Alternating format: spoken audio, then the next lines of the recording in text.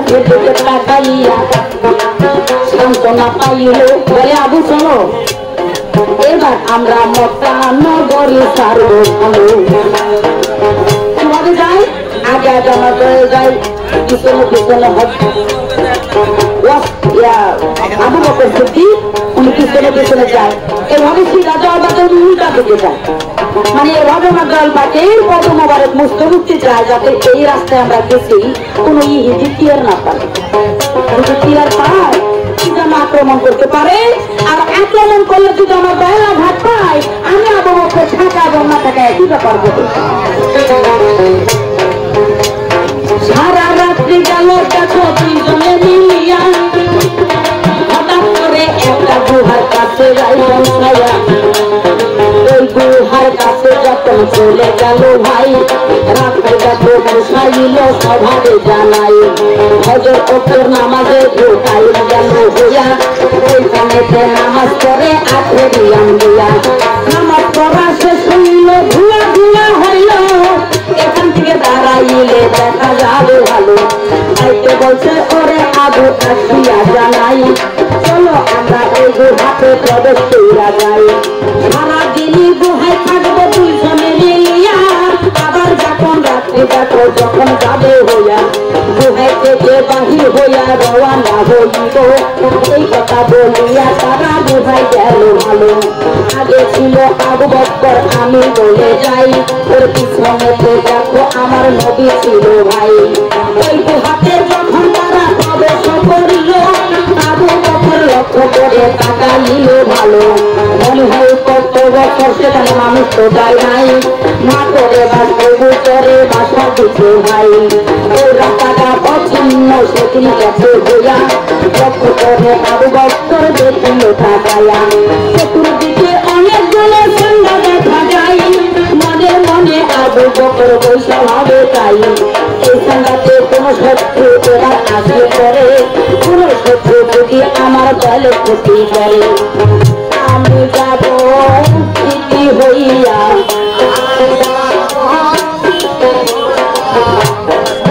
কোন কিছু বুঝি না যাইয়া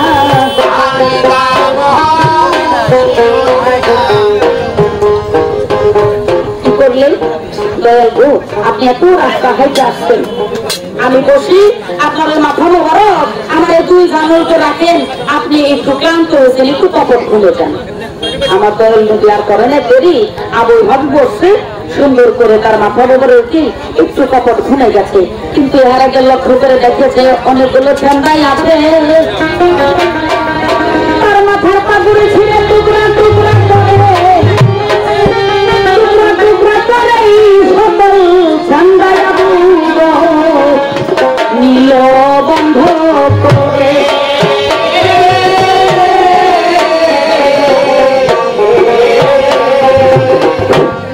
বন্ধ করে আবু বকর সবারে জানাই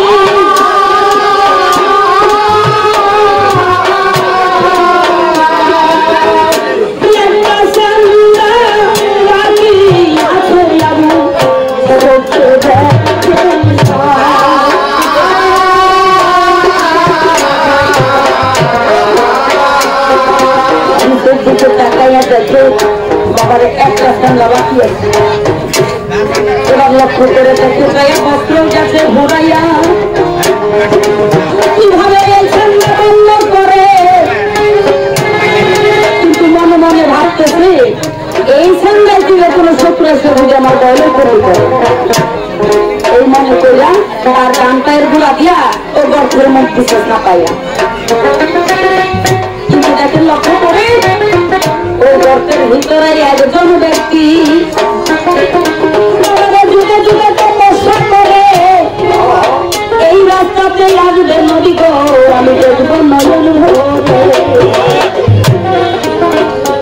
আবু গেল সেদিন রাজা হইয়া দেখতে দিল না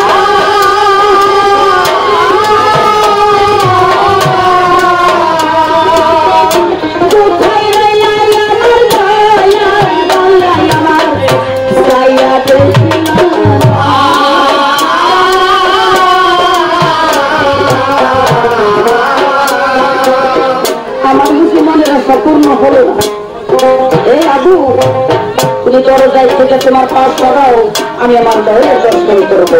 কে ছিল আমি জানি না, আগে ভাষা বুঝতে পারে নাই, কত রকম বুঝাইছে শুধাইছে, তথাপি ওই গর্ত থেকে তার পাউস করাই নাই। বাবা রে, একজন আপন মানুষ যদি হারিয়ে যায় কারো জীবন থেকে, ওই মানুষকে হঠাৎ করে দেখা মাত্র যদি কেউ সামনে দেয়াল হয়ে যায়, মানে তার মনে এমন একটি আবেগ চলে আসে, এই দুনিয়া ভাঙা ভিলা করলে আমি তার সাক্ষাৎ করবো আমার জীবন।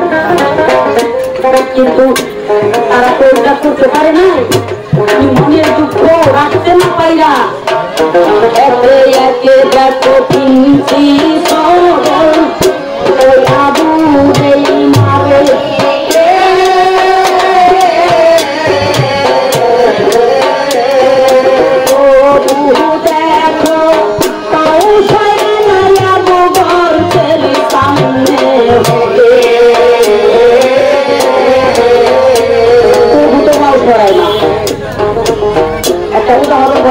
একটা মানুষকে যদি স্বর্গ দর্শন করে, স্বর্গ দর্শন করার পরে যদি শরীর হলো তার কেমন ভাব লাগে, এমনও ভাব হইতেছে তার সর্ব অঙ্গ জ্বলে যাচ্ছে, উনি সইতে না পাইরা জল ছেলেরা দিচ্ছে, ঘুমিয়ে আছে। এখনো বাবা যে মানুষ যদি ঘুমাচ্ছে আর ওই ঘুমার মানুষটাকে যদি আসে পানি ছিটে দেওয়া হয়, চল করবে না। জল আমার দয়াল পাশে গাল মোবারকে বসে হঠাৎ করে উপর দিকে তাকাইছে, তাকাইয়া দেখে আবু বকরের দুই চোখের পানিতে তার মুখটা হতে দেখে। আর কিছু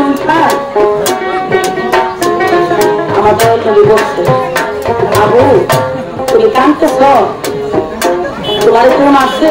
না দয়াল আমার কেউ মারে নাই। তো গালি দিছে? না আমার একটু গালিও দেয় না। তাহলে কাঁদতেছ কেন? গালি দেয় নাই, মারে নাই, কেউ কিছু কয় নাই, কেন কাঁদতেছ? আবু বকর সেদিন বলেছিল, দয়াল গো প্রেমের পুরা এতই পুরাই আমি আজ জানি না,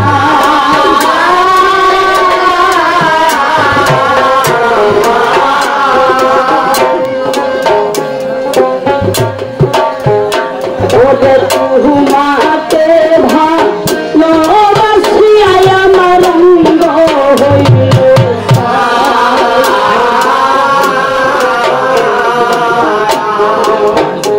কি বুঝছো তুমি আমার বিলাকো দয়ালু? আমি যখন এই গর্তে আসি আমি লক্ষ্য করে চাই দেখি অনেকগুলো ছন্দ দেখা যায়। আমি মনে মনে ভাবি কোন শত্রু এসে যদি আপনার ক্ষতি করে, তাই আমার মাথার পাগুলি ছিঁড়ে আমি সকল ছন্দ বন্ধ করেছি। দয়াল ডক্টর যখন কখন ঘুমিয়ে গেছে, একটা ছন্দ বাকি ছিল, আমার কাছে কোনো বস্ত্র ছিল না। আমি উপায় না পাইয়া আমার নিজের পায়ের গোড়া দই গর্তের মুখ ছাপাইয়া ধরি। আমার মনে হইল যেমন একটা সর্পে মানুষকে দংশন করে, অমন জলে দংশন করছে আমার। আমার নিজের অজান্তে আমি 2 ঘন্টা চোখে জল খাইয়া দিচ্ছি, আর এই 2 ঘন্টা চোখে জলে আপনার ঘুম ভেঙে গেছে। আমি বড় অপরাধ। আমার দয়াল নবী বলতেছে, আবু বকর তুমি আমার ভালোবাসতে এটা আমি জানি, কিন্তু এতটা ভালোবাসো আমি জানতাম না। তুমি আমার ভালোবাসো এইটা আমি স্মরণ না দেখলে বুঝতে পারতাম না। আমি বলি আমার নবী এই কথাটা প্রকাশ করলে যে তুমি আমার ভালোবাসো এটা আমি জানলাম। আমি তোমার ভালোবাসি এটা শুধু আমি জানি, তুমি তো আমার ভালোবাসো এটা সারা জগৎ জানবে। আজকে আমি তোমাকে এমন একটি সম্পদ দিতে চাই, যে সম্পদ আল্লাহর বান্দা আমার উম্মত যারা যারা থাকবে, আমার দয়াল পীর মুর্শিদ যারা থাকবে, তাদের মুখে মুখে তোমার ওই সম্পদটা থেকে যাবে। লোককে ভালোবাসার বিনিময়ে আবু বকর ওই সম্পদটা পাইছিল সেই জায়গায়। সেদিন আমার দয়াল তার মাথায় হাত বোলাইয়া চাইয়া দেখে তার সর্বাঙ্গ সোনার মতো চেহারা ভালো হয়ে গেছে। আমার দয়াল পাক বলতেছে, এদিকে আসে এইভাবেই ডানাতে তার খুব মোবারক দিয়া সুন্দর করে যখন জয়া দিয়েছে একটু পরে যায় দেখে তার শরীরটা নূরের মতো চকচক করতেছে। আমার দয়াল নবীকে বলতেছে, দয়াল আপনি যে আমার কি দিয়েছেন এটা আমি নিজে বুঝতে পারতেছি না। আমার আবু বকর কয় না ইয়ার ছেলে বড় সম্পদ দিব বলে কি আবু থাইকাই আমি কবি নামে তোমায় টাইটেল দিয়া যা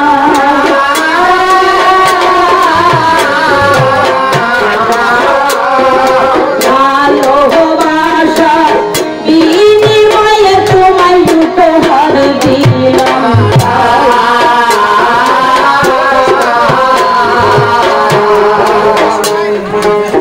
বলতেছে আবু থেকে বকর নাম দিলাম, এবার বুদ্ধির নাম কোথায় পাই আমি জানতে চাই। 27 বছর আগে দয়াল নবী মেরাজে গেছে, 27 বছর আগে আমার আল্লাহর নবী মেরাজে গেছে। যে ঘরে থেকে গেছে 27 বছর পরে ওই ঘরে শিকল দিতেছে। এই জন্য হাসিদের মধ্যে বলা বলি করতেছে আবু বকর যায় তোমার ভারতের কাছে কি হয়েছে। 27 বছর আগে দয়াল নবী যে মেরাজে গেছে সে ঘরে শিকল বর্তমানেও চলতেছে। আবু বকর সবার আগে আমি বিশ্বাস করি কথা সত্য, সবার আগে আমি বিশ্বাস করি এটা সত্য। নবী সাহাবীদের মধ্যে কথা বলে উনি যখন রাস্তাতে এক সাহাবী আবু বকরকে শুনে বলতেছে আসলে নবী সাহাবীদের মাথা নষ্ট হয়েছে, তা না হলে 27 বছর আগে মেরাজে গেছে ওই ঘরে শিকল নাকি এখনো জ্বলে, বিশ্বাস করবো কথা। আবু বকর কয় এই ইহুদি তুমি তো বুঝতে পারো নাই, আমার আল্লাহ নবীর খেলা বুঝতে হলে শতবার জন্ম নিতে হবে, তথাপি তার কোনো কিছু বুঝতে পারবো না। আমার বিশ্বাস হয় না, তাই বলে ঠিক আছে তোমরা খাই যাও। যেমন ঘরে আজকে বাজার, এই বাজার থেকে বাসায় যেতেছে, ওই মশলা থেকে বাজারে যাওয়ার পরে উনি রাস্তার সাইডে দেখে একটা দেখা কমরটা মাছ নিয়ে বসে আছে। উনি সুন্দর করে কম দাম দিয়ে মাছ কটা কিনে বাসায় গেছে, যা বলতেছে দিদি রে তুমি মাছ কটা কুটে রান্না করো, আমি নদী থেকে গোসল করে আসি। উনি মাছ কুটতে গিয়ে গোসল করতে যাইয়া একটা যখন ডুব দিছে 12 বছরের যুবতী হয়েছে। ডান পাশে যায় দেখে একটা সদা করে জাহাজ লেগে আছে, এমন রূপ যখন তাকে দিকে পাগল হয়েছে উদাসীন হইয়া তাকে জোর করে জাহাজ উঠাই নিয়েছে। 12টা বছর কাটাইছে, 3টা সন্তানের মা হয়েছে। আবার পরবর্তী একদিন 12 বছর পরে ওনার মানে উদয় হয়ে যায়, দাসরান্দিকে বলতেছে আমি নদীর ঘাটে ডুব দিতে চাই, গোসল করতে চাই নদীর পানিতে। আবার যখন নদীর ঘাটে গোসল করতে নামছে, বহু লম্বা কথা, যখন গোসল করতে গেছে আবার যখন পরবর্তী ডুব দিচ্ছে পূর্ণ রূপ ফিরে পাইছে, যায় তাকে কাপড় যে জায়গায় চলে জায়গায় আছে গোসল করা কাপড় চলে কিনলে বাড়ি যাইছে দেখে বিবিরে যেভাবে মাছ করতে দিয়েছিল ওইভাবে মাছ কুটার তালেই আছে।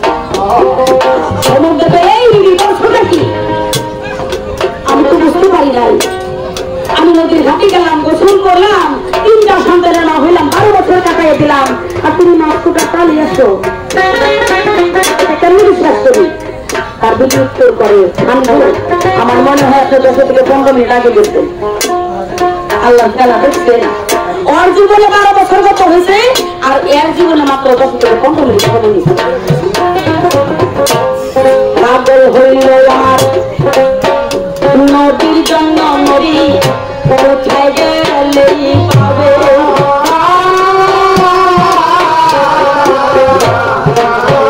তখন পাগল হয়ে গেল যে নিশ্চয় আমার আল্লাহর নবী যে 27 বছর আগে মারা গিয়েছিল আমি অবিশ্বাস করেছিলাম ওই কাজ করতে হবে, আমার যদি 12 বছর মৃত্যু হয়ে যায় আমার আল্লাহর নবী মৃত্যু হয়ে যাবে। আমি বুঝতে পারলাম ঘটনাটা সত্য ছিল। কোথায় আমার দয়াল নবী, আমি যদি একটা সাক্ষাৎ পাই আমার দেখো যে সবকিছু আমি দাঁড়িয়ে দিয়ে যাই। আমার নবী দ্বারা যদি ঘুরে আসলেন, আইসা যখন সাহাবীদের সঙ্গে মশলা করতেছিলেন হঠাৎ করে আমার ভারত যেতে বলে নবী দয়াময় আপনাকে একটা কথা বলে কি বলে আপনি 27 বছর আগে মেরাজে গেছেন, সেই কথাটা সবার আগে আবু বকর বিশ্বাস করছে। কেন বিশ্বাস করছে? আপনার তো তুমি কি দেখছো তোমরা বুঝতে পারো নাই। আবু বকর তুমি বিশ্বাস করেছো? হ্যাঁ আমি বিশ্বাস করেছি। তাহলে এই বিশ্বাসে আমি তোমাকে কাছে সিট টিকলাম তাই কিন্তু